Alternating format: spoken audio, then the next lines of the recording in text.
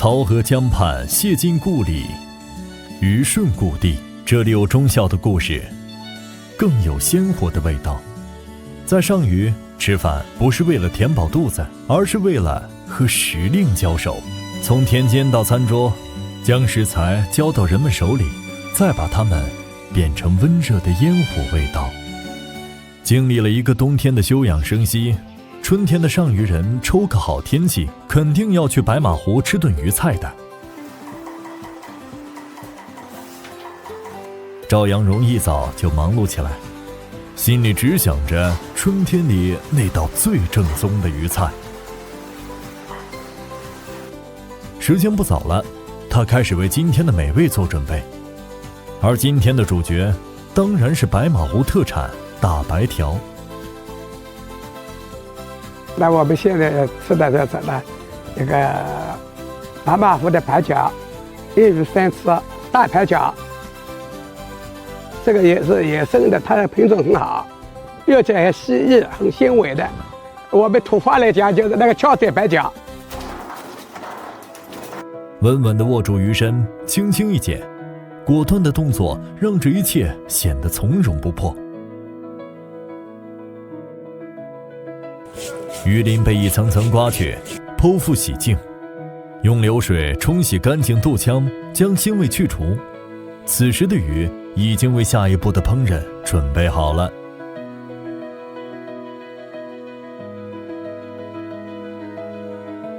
保留最纯净的鱼肉，用刀沿着鱼脊骨划开，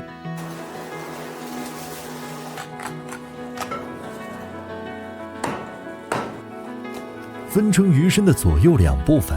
一条7、8斤重的大白条被一分为3，德为红烧的中段虾子酱，撒入绍兴黄酒，黄酒渗透在鱼肉的纹理，腥气被化解，鲜味被锁住。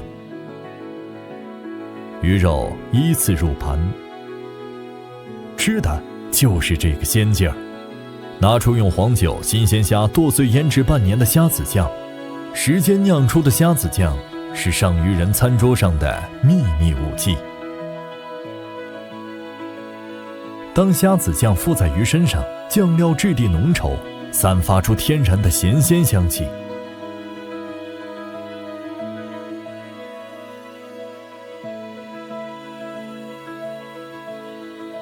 再入蒸笼，蒸出汤汁，蒸汽将鲜味紧紧锁住。蒸鱼的火候把握得当，鱼肉爽嫩不松散，每一块鱼肉都能完美地吸收虾子酱的浓郁。一道虾子蒸鱼出锅，虾子颗颗饱满，藏在鱼肉间，随着咀嚼爆出浓郁的鲜香。夹起一块鱼肉，洁白细嫩，轻轻一抿便散开。其余2道鱼菜改用红烧的技法，鱼与虾的相遇，总能碰撞出舌尖上的奇妙。搭配农家带着自然酸甜的咸菜和辣椒，肉锅冷油，鱼入锅，鱼皮瞬间定型，煎至两面金黄。放入河虾，外酥里嫩的基础就此打好。待虾红透，笋干也随之入锅，铺上自家腌制的咸菜，咸菜的酸咸渗透进鱼的每一寸肉质。清水没过鱼肉，焖煮20分钟，让咸菜和鱼肉在锅中慢慢磨合。慢炖的时间里，浸湿的鱼肉逐渐松软，咸香四溢。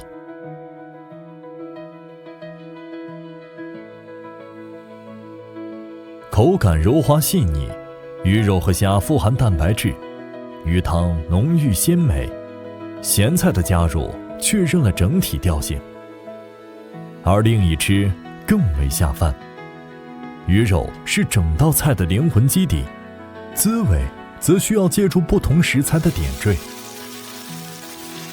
河虾带来温润的馨香，辣椒挑起味觉的热情，黄酒注入浓郁的酒香，一勺酱油则稳稳地定下咸香的底色。当所有的滋味交织进鱼肉纤维，火候掌握得当，汤汁在咕嘟声中逐渐浓稠，鱼肉细腻多汁，轻轻一咬，鲜香溢出。鲜笋更为汤汁增添了一层爽口，再铺上翠绿的小葱，热气氤氲中，整道菜便呼之欲出。而炖煮的汤汁浸透了每一寸肉质，辣椒激荡，鱼肉鲜嫩多汁，汤汁浓郁厚重，河虾在锅中尽展风采，用层层叠叠的辣香抚慰味蕾的挑剔。浓郁的红烧酱香与微微的甜味交织在一起，用筷子挑肉质骨边的鱼肉，那儿是最细味的地方，咬下去满嘴生香。飞鱼见鱼迷人眼，吃上春天的第一口鲜，上鱼人又有力气讨生活了。7月末是苋菜梗成熟食用的最佳季节，绍兴的职业厨师闻着臭味就开始动手了。他们知道，这是一年中臭文化最丰富的时刻。视线移到上虞市区，这里有这样一位餐厅老板，人称柴火刘。他擅长用地道的绍兴三臭，让每一碟菜都变成一场嗅觉与味觉的盛宴。不管怎么样，就是这一桌上面如果没有这个菜，我就吃不下饭。你要懂绍兴的臭，才能做得地道。豆腐搭配上苋菜梗的卤汁，将做好的豆腐扔进臭坛，发酵至里外皆透。梅千张则要微枚点点，裁成方形放入盘中。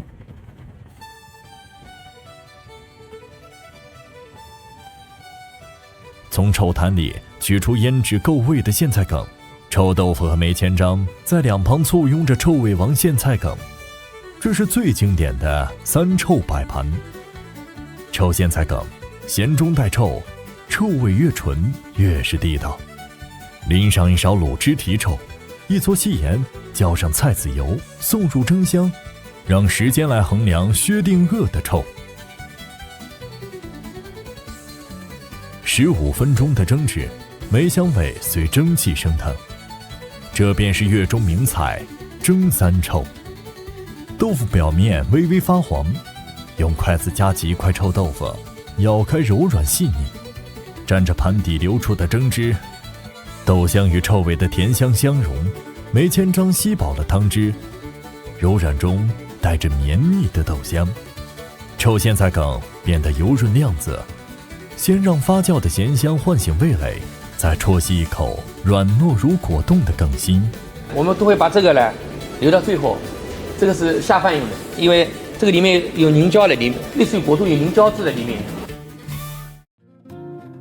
绍兴三臭中与苋菜梗的外放不同，梅千张是绍兴版芝士，它的魅力是细腻而柔韧的。梅千张一个臭豆腐，一方水土养一方人呢，一个地方风物呢，造就了地方一个特殊的一个食材，被广泛流传下来。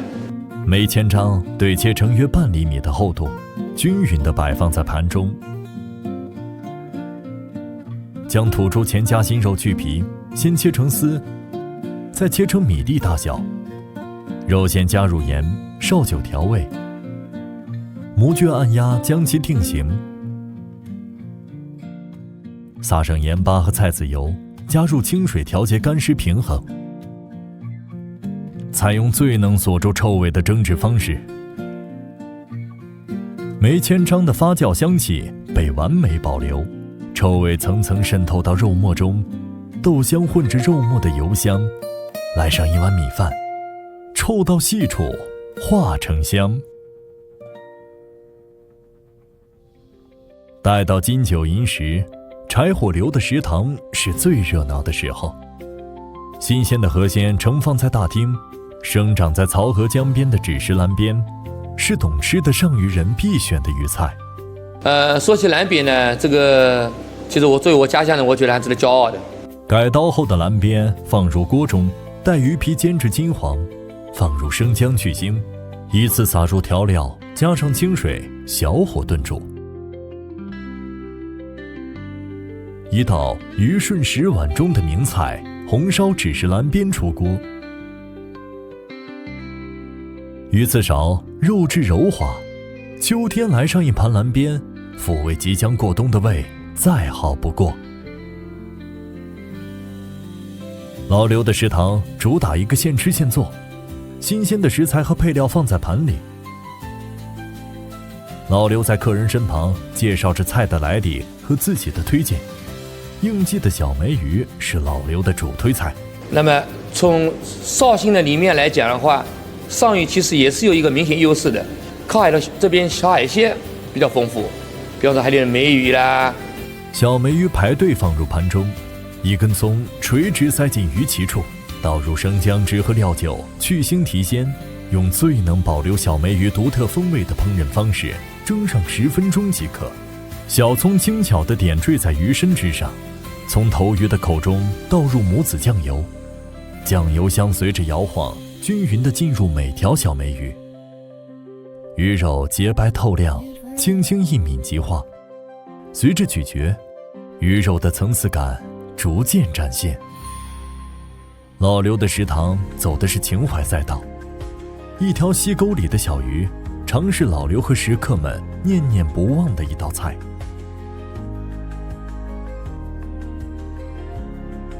那么靠南边山区呢，因为它进出不方便，多是一些那一种可以储存一类的、可以收藏的这些食物比较多一点。比方说，那个我们上一个地标食材，这个产品我们叫鱼蟹，这个蟹呢是腊月的腊，我们谐音是 XI 蟹，叫鱼蟹。这个鱼蟹代表我们上一个地方的一个美食。选取溪沟大约10厘米长的小鱼，撒上食盐调味。大火热油，小鱼整齐放入，一面烧至金黄，不断翻动检查状态。将煎好的小鱼放在户外晾晒1晚。先煎再烧，晒了基本上是外皮干了，水分基本上都吸收完了。这个太阳晒过之后呢，还是有一种温暖的味道的啊，光合作用之下呢，还是有香味的。一道上虞人忆苦思甜的鱼溪便出师了。我觉得食物吃到最后还是有一个感情的成分在里面的，因为带感情的食物了才是还要有丰富内涵的。立冬一到，是时候来点食补佳品，好好犒劳自己了。阮德福准备开始他延续了几十年的古法蒸羊肉。蒸羊肉的灵魂从选羊开始，羊肉的品质直接决定了最终的口感与风味。所以阮德福也给羊羔们带了见面礼。羊群被喷香的玉米饭吸引，吃得正香时，却发现了藏着的陷阱。虽已过盛年，但阮德福在抓羊行动中稳稳占了上风。羊肉被细心剖腹洗净，骨肉相连。要想保留羊肉的鲜，剔骨要干脆，手起刀落，不能有一丝疑虑。这一步既考验力气，也讲究对羊的了解。肋骨的地方更加考验师傅的刀工，刚柔并济，根根分明。阮德福多年的手工经验，仅10分钟，一头羊便脱胎换骨。蒸羊肉的器具更是别具一格，荷叶坡底，放上当地特有的饭架，把羊肉压在架上，羊肉被一块块整齐码入蒸笼。每一下按压都似乎在唤醒羊肉的潜能。羊肉被一块块整齐码入蒸笼，相较于复杂的调味，阮德福更相信时间与火候的力量。阮德福小心翼翼地将它们送入早已升腾起热气的蒸笼，盖子一合，便是时间的考验。蒸笼的木盖轻轻合上，将羊肉与外界隔绝，蒸汽的温度将羊肉的纤维层层打开，释放最深处的滋味。几个小时的蒸煮，羊肉的膻气在热蒸中渐渐消散，取而代之的是浓郁的鲜香。热气裹挟着油脂，每一滴都蕴含着自然的原味。蒸制的温润方式让羊肉的纤维更加细致，油脂均匀渗透其中，每一丝肉都饱含原始的鲜香与微微的咸香。阮师傅赶到自家的小店，将蒸好的羊肉切片，羊肉片整齐排列，红白相间。羊肉用荷叶包裹妥当，阮师傅带着招牌蒸羊肉，赶着赴一场冬至的约定。饭桌上，热腾腾的羊肉一上桌，变成了众人争相品尝的焦点。古法蒸羊肉不需任何调料，蘸上一碟酱油，入口即化。一碟羊肉，再来一杯绍兴老酒，冬日生活的满足感就在这方寸间悄然升腾。上虞四季分明，午后时分，闲暇之际，最适合来点儿连谢晋导演都念念不忘的家乡零食。在这水乡一隅的小村落里，老王父子守着一门独特的手艺。一块好的五香干，从一颗饱满的黄豆开始，而每一颗好黄豆都逃不过王小伙炉火纯青的眼力。这讲就是黄豆哦，黄豆洗黄豆接下来，阿拉一般是用是本地黄豆哦，本地黄豆浆力高，菜样做起像芥菜样高，哦，吃起来蛮嫩的啊。黄豆需要先沉浸泡足4个小时，手腕翻动间，一捧捧黄豆从水中跃起，用清水淘洗几遍，黄豆慢慢膨胀起来，吸满了水的滋养。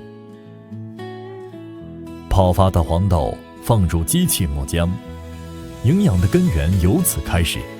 黄豆在研磨中释放出丰富的植物蛋白，这些营养成分随着乳白色的豆浆流淌而出，保留了黄豆最完整的活性。随后煮浆的过程，煮浆的锅里，豆浆翻滚着冒出热气，豆香此时带着一丝细致的甜。滤浆的工序是粗纤维的自然分离，留下细腻柔滑的豆浆。父子俩分工合作，点卤是老王手感与经验的较量。然后一步嘛就是点卤水，因为卤水你点了嫩了，那五香干就是摸起来很嫩的，就吃起来就是不像那个压的干的有嚼劲啊什么就没了。因为点卤水的是很重要的一步。老王一边搅拌，细腻的豆浆开始凝结。卤水与豆浆的每一次相处，都是一场微妙的化学反应。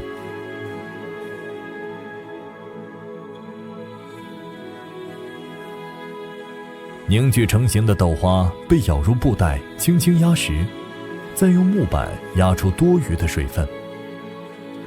时间与压力交替作用，豆腐的轮廓出现。凝固后的嫩豆腐被轻轻揭开，一块块堂堂正正的豆腐胚跃然于案。锋利的菜刀顺着尺子丈量的大小划下，每一刀都干净利落，切割成大小均匀的方块，放入海绵模具里成型晾晒，这才是真正的五香干雏形。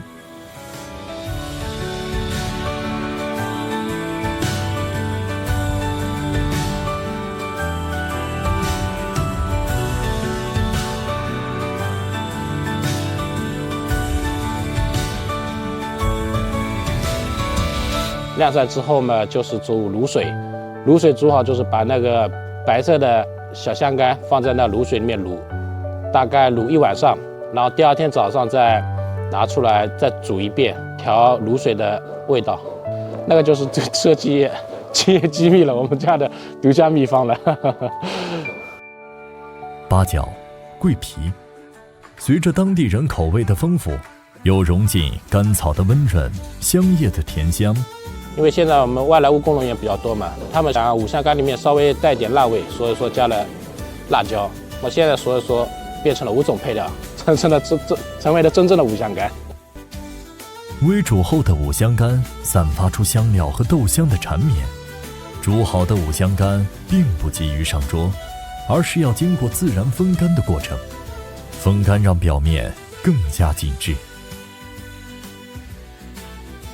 口感一个口感吃起来要有嚼劲啊，让吃起来嫩，香味啊少。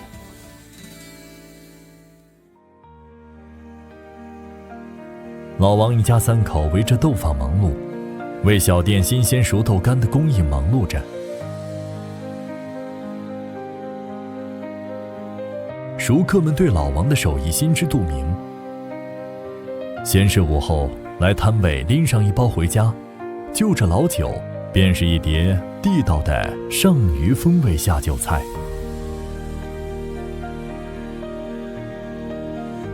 一年4季嘴都停不下来的上虞人，深谙什么季节吃什么味的美食哲学。时令的馈赠被装进上虞人的锅碗瓢盆，从臭豆腐到五香豆干，从小梅鱼到冬日的蒸羊肉。4季交替中，食材和味道总能和时间一同共鸣。翻开上虞图鉴，别想再空着嘴，在这里保证1年4季都得吃得有滋有味。